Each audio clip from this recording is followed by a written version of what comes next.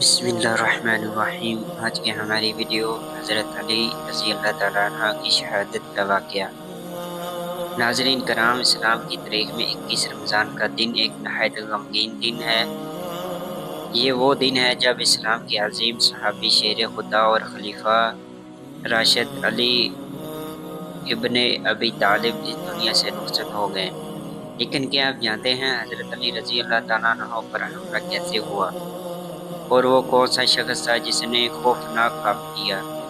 آئیے آج ہم حضرت علی رضی اللہ تعالیٰ عنہ کی شہادت کا دل ہلا دینے والا واقعہ سنتے ہیں۔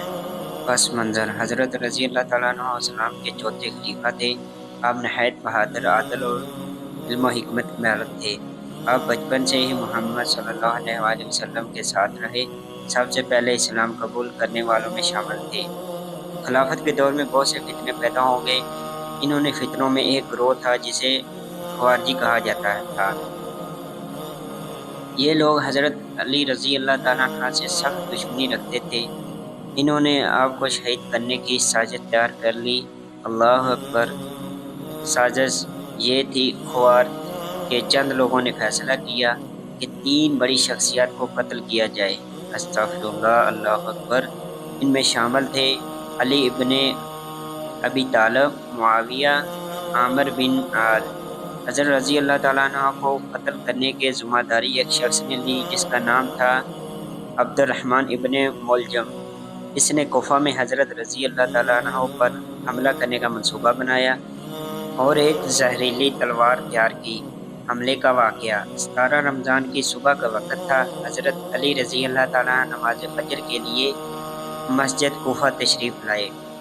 جب آپ نماز کے لیے کھڑے ہوئے اور لوگوں کو نماز کے لیے جگا رہے تھے تو اچانک ابن ملجم نے آگے بڑھ کر زہر میں بھیجی ہوئی تلوار سے حملہ کر دیا۔ اللہ اکبر! تلوار حضرت رضی اللہ تعالیٰ عنہ کے سر مبارک پر لگی اور آپ شدید زخمی ہو گئے۔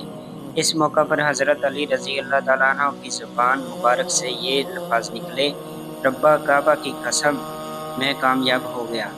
یہ الفاظ حضرت علی رضی اللہ تعالیٰ عنہ کے ایمان اور اللہ پر کامل یقین کو ظاہر کرتے ہیں۔ لوگوں نے فوراً حملہ آور کو پکڑ لیا اور حضرت علی رضی اللہ تعالیٰ عنہ کو گھر لے جایا گیا۔ آخری لمحات: زخم بہت گہرا تھا کیونکہ تلوار زہر آلودہ تھی۔ حضرت علی رضی اللہ تعالیٰ عنہ 2 دن تک زخمی حالت میں رہے۔ ان دنوں میں آپ نے اپنے بیٹوں حسن ابن علی اور حسین ابن علی کو نصیحت کی۔ حضرت رضی اللہ تعالیٰ عنہ نے اپنے بیٹوں کو یہ نصیحت کی۔ آپ نے فرمایا: اللہ سے ڈرتے رہنا، نماز کا خاص خیال رکھنا، یتیموں کا خیال رکھنا اور لوگوں کے ساتھ انصاف کرنا۔